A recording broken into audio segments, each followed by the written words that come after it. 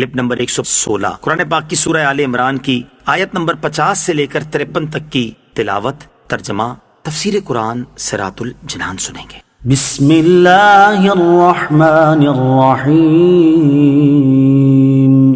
ترجمہ، اللہ کے نام سے شروع جو نہایت مہربان رحمت والا ہے۔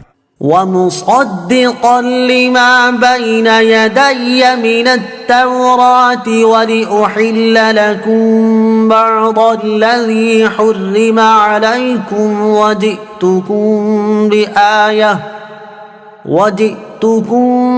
بِآيَةٍ مِّن رَّبِّكُمْ فَاتَّقُوا اللَّهَ وَأَطِيعُونِ۔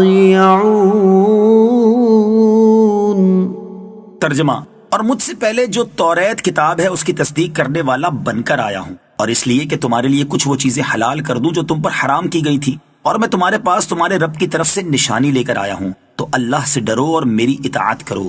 وَمُصَدِّقًا، اور تصدیق کرنے والا۔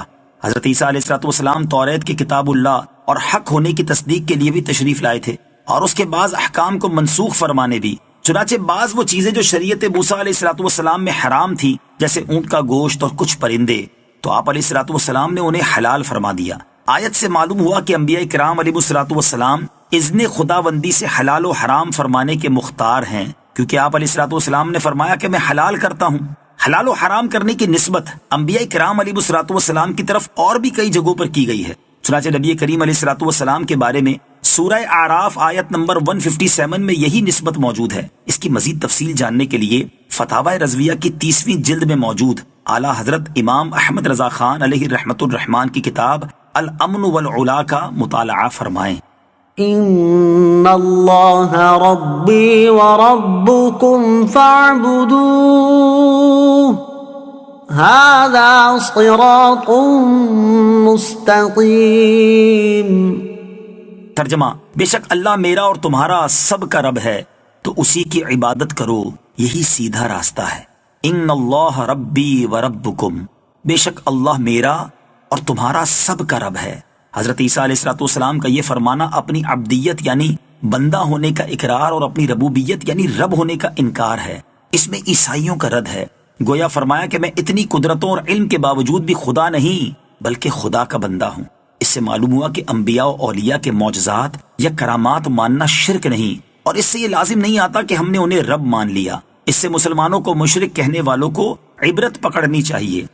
فلما احس عیسیٰ منہم الکفر قال من انصاری الی اللہ قال الحواریون نحن انصار اللہ آمنا باللہ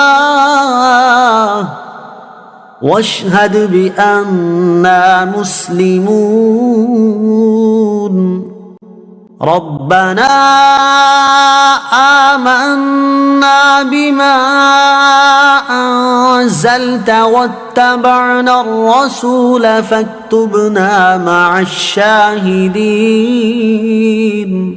ترجمہ، پھر جب عیسیٰ نے ان بنی اسرائیل سے کفر پایا تو فرمایا اللہ کی طرف سے ہو کر کون میرا مددگار ہوتا ہے؟ مخلص ساتھیوں نے کہا ہم اللہ کے دین کے مددگار ہیں، ہم اللہ پر ایمان لائے ہیں اور آپ اس پر گواہ ہو جائیں کہ ہم یقیناً مسلمان ہیں۔ اے ہمارے رب، ہم اس کتاب پر ایمان لائے جو تو نے نازل فرمائی، اور ہم نے رسول کی اتباع کی، پس ہمیں گواہی دینے والوں میں سے لکھ دے۔ فلما احس عیسیٰ منہم الکفر، پھر جب عیسیٰ نے ان سے کفر پایا، یعنی جب حضرت عیسیٰ علیہ السلام نے دیکھا کہ یہودی اپنے کفر پر قائم ہیں اور آپ علیہ السلام کے قتل کا ارادہ رکھتے ہیں، اور اتنی روشن آیات اور معجزات سے بھی ان پر کوئی اثر نہیں ہوا، اور اس کا سبب یہ تھا کہ انہوں نے پہچان لیا تھا کہ آپ علیہ السلام ہی وہ مسیح ہیں جن کی توریت میں بشارت دی گئی ہے، اور آپ علیہ السلام ان کے دین کو منسوخ کریں گے۔ تو جب حضرت عیسیٰ علیہ السلام نے دعوت کا اظہار فرمایا تو یہ ان پر بہت شاق گزرا، اور وہ آپ علیہ السلام کے ایذا اور قتل کے درپے ہوئے، اور انہوں نے آپ علیہ السلام کے ساتھ کفر کیا۔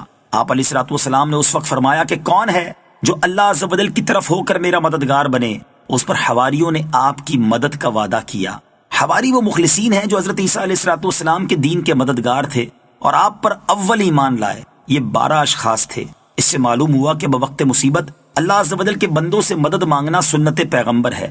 حواریوں نے کہا ہم ایمان لائے، اور پھر کہا آپ علیہ الصلوۃ والسلام ہمارے مسلمان ہونے پر گواہ بن جائیں۔ اس سے معلوم ہوا کہ ایمان و اسلام ایک ہی ہیں، اور یہ بھی معلوم ہوتا ہے کہ پہلے انبیاء علیہ الصلوۃ والسلام کا دین اسلام تھا، یہودیت و نصرانیت نہیں۔ اسی لیے ایمان لانے والوں نے اپنے آپ کو مسلمان کہا، عیسائی نہیں۔